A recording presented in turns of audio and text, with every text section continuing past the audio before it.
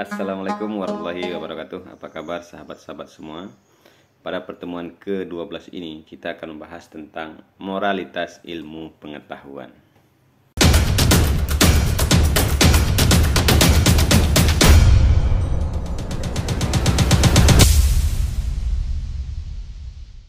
Sahabat-sahabat semua, istilah ilmu pengetahuan diambil dari kata bahasa Inggris yaitu science yang berasal dari bahasa Latin sense, dari bentuk kata kerja scre yang berarti mempelajari. Sedangkan De Liangji memberikan suatu pemahaman tentang ilmu adalah rangkaian aktivitas peneluhan yang mencari penjelasan suatu metode untuk memperoleh pemahaman secara rasional empiris mengenai dunia ini dalam berbagai seginya, dan keseluruhan pengetahuan sistematis yang menjelaskan berbagai gejala yang ingin dimengerti oleh manusia. Menurut Bams, dalam Kono Wibisono mendefinisikan tentang ilmu, yaitu ilmu pengetahuan itu melibatkan 6 macam komponen, yaitu masalah atau problem, sikap atau attitude, metode atau method, aktivitas ataupun activity, kesimpulan atau conclusion, dan pengaruh yaitu efek. Ilmu merupakan hasil karya perseorangan yang dikomunikasikan dan dikaji secara terbuka oleh masyarakat. Pada tingkat awal, ilmu pengetahuan diselimuti oleh unsur-unsur magic. Dalam mencari kebenaran, manusia masih belum bisa membedakan antara fakta dan kepercayaan, keduanya bercampur aduk. Belum ada batasan-batasan yang digunakan untuk menentukan mana kebenaran yang berdasarkan fakta dan mana pula kebenaran yang didasarkan atas kepercayaan. Sehingga tidak jarang kebenaran yang didasarkan atas kepercayaan diangkat ke dunia atas dihubungkan dengan nilai-nilai mitologis. Mitos adalah kisah kuno yang berisi lambang-lambang maupun makna sengsara dan kematiannya, dan juga arti perayaan-perayaan dan upacara adat. Menurut Nurcholis Majid, ilmu pengetahuan baik yang alamiah ataupun yang sosial adalah netral. Artinya, tidak mengandung nilai-nilai kebaikan dan kejahatan pada dirinya sendiri. Nilai itu diberikan oleh manusia yang memiliki ataupun yang menguasainya. Objek telaah ilmu pengetahuan adalah alam ciptaan Tuhan, sedangkan proses memperolehnya adalah dengan observasi terhadap hukum-hukum alam ciptaan Tuhan tersebut. Hukum alam ini melukiskan bagaimana alam bertingkah dalam kondisi tertentu. Sahabat-sahabat semua, pengembangan ilmu yang tidak disertai dengan moral akan menghancurkan kehidupan manusia itu sendiri. Terdapat 2 kelompok sikap mengenai hubungan antara ilmu dan moral. Yang pertama itu adalah kelompok yang masih tetap menghendaki agar ilmu bebas nilai, dengan istilah netral terhadap nilai. Mereka hanya berurusan dengan penemuan ilmuwan saja, sedangkan penggunaannya terserah kepada yang akan menggunakannya. Apakah untuk tujuan yang baik atau untuk tujuan yang buruk. Yang kedua, yaitu kelompok yang melihat pengalaman penggunaan ilmu yang merusak kehidupan umat manusia. Maka aplikasi dari ilmu harus memperhatikan azas moral. Sahabat-sahabat semua, kita akan melihat apa itu sebenarnya moralitas ya. Kata moral berasal dari bahasa Latin, yaitu moralis. Nah, moris yang berarti adat, istiadat, kebiasaan, cara, tingkah laku, tabiat, watak, akhlak, dan cara hidup. Jika kita berbicara tentang moral, maka kata moral selalu mempengaruhi kepada baik buruknya perilaku manusia. Moralitas dapat dipahami sama dengan moral, namun moralitas bernuansa abstrak. Moralitas dipahami sebagai sifat moral atau keseluruhan azas dan nilai yang berkenaan dengan baik dan buruk. Menurut salah seorang tokoh, yaitu Immanuel Kant, moralitas atau dalam bahasa apa itu disebut dengan moralitat atau sittlichkeit adalah kesesuaian sikap dan perbuatan dengan norma atau hukum batiniah, yakni apa yang dipandang sebagai kewajiban. Nah, sehingga moralitas akan tercapai apabila mentaati hukum lahiriah, bukan lantaran hal itu membawa akibat yang menggantungkan atau lantaran takut pada kuasa sang pemberi hukum, melainkan menyadari sendiri bahwa hukum itu merupakan sebuah kewajiban. Moralitas adalah kualitas dalam perbuatan manusia yang menunjukkan bahwa perbuatan manusia yang menunjukkan benar atau salah, perbuatan yang baik atau yang buruk.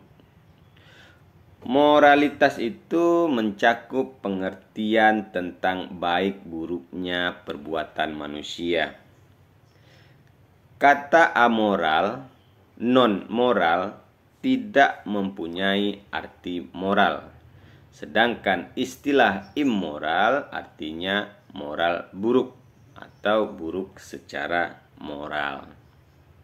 Kita akan melihat pembagian-pembagian moralitas.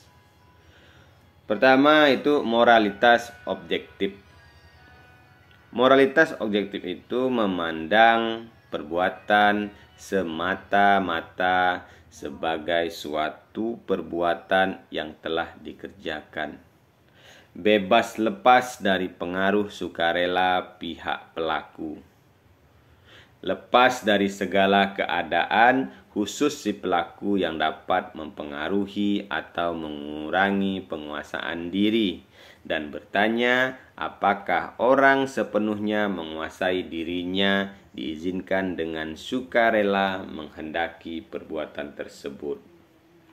Yang kedua, moralitas subjektif.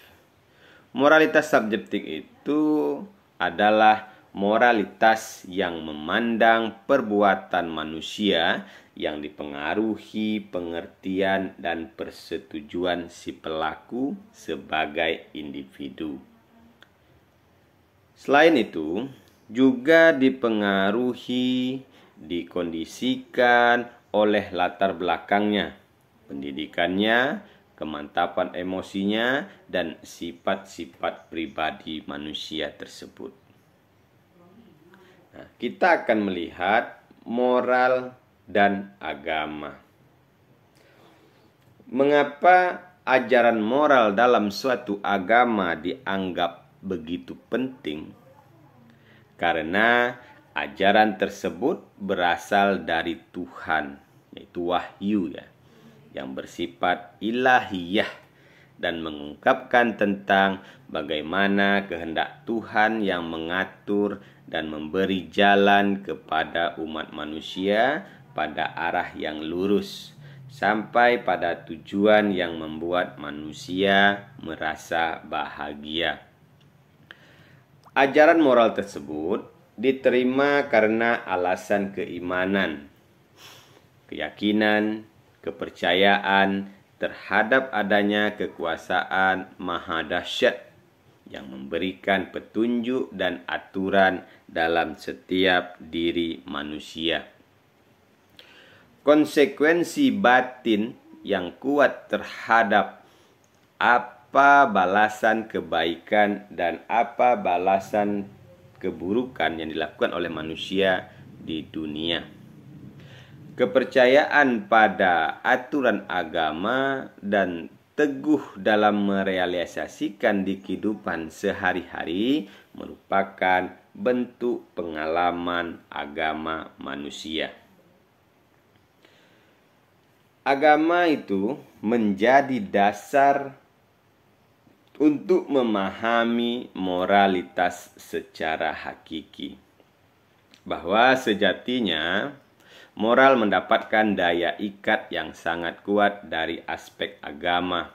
Karenanya, supaya kewajiban-kewajiban moral sungguh mengikat pada setiap hamba kepada Sang Pencipta. Kewajiban itu telah menjadi saksi sejarah dari gambaran kehidupan umat manusia terdahulu dalam menjalani kehidupan. Sahabat-sahabat semua, kita akan melihat antara moral dan etika. Mengkaji masalah moral, maka setidaknya kita akan melihat keterkaitan etika dengan akhlak. Meskipun di antaranya terdapat berbagai persamaan dan perbedaan. Persamaan dan perbedaan antara etika dan moral, keduanya sama-sama mengkaji tentang ukuran persoalan baik dan buruk.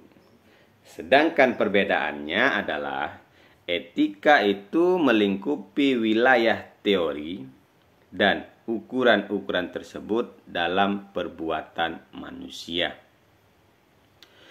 Moral dan etika itu sama-sama membicarakan tentang nilai baik dan buruk dari perbuatan manusia. Moral itu lebih mengarah pada tindakan atau perbuatan yang dilakukan oleh manusia. Sedangkan etika lebih mengarah pada cara tindakan. Etika itu menyangkut masalah perilaku manusia. Apakah suatu perbuatan boleh dilakukan atau tidak. Nah, etika itu merupakan kajian atau filsafat mengenai moral. Sedangkan moral merupakan perwujudan etika dalam sikap dan perilaku nyata dalam keseharian. Ada perbedaan antara moral dan etika. Moral itu bersifat praktik, sedangkan etika bersifat teori. Moral membicarakan apa adanya, sedangkan etika membicarakan apa yang seharusnya. Moral menyatakan tentang ukuran baik dan buruk, etika menjelaskan hal tersebut. Maka tampak jelas yang menjadi perbedaan antara moral dan etika. Etika secara filosofi membahas mengenai moralitas, maka disebut dengan filsafat moral. Nah, kita akan melihat antara moral dan hukum ya. Nah, sahabat-sahabat semua, Hukum itu membutuhkan moral. Kualitas hukum sebagai besar ditentukan oleh mutu moralnya. Karena hukum selalu diukur oleh norma moral. Sebaliknya, moral juga membutuhkan hukum atau legalitas aturan tertulis. Moral akan terlintas hanya di pikiran saja jika tidak diungkapkan dan dikembangkan dalam kehidupan masyarakat. Selanjutnya, kita akan melihat moralitas ilmu pengetahuan. Nah, inilah yang akan kita pelajari sebenarnya pada pertemuan ke-12 ini. Itu moralitas ilmu pengetahuan. Sahabat-sahabat semua, ketika manusia memanfaatkan ilmu pengetahuan untuk tujuan praktis, mereka dapat saja memfungsikan idenya. Sehingga dapat dipastikan bahwa manfaat pengetahuan diarahkan untuk hal-hal yang destruktif. Nah, misalnya dalam pertarungan antara ide dan ego, di mana ego itu kalah, sementara superego tidak berfungsi secara optimal, maka tentu juga nafsu angkara murka yang mengendalikan, tidak manusia menjatuhkan pilihan dalam memanfaatkan ilmu pengetahuan.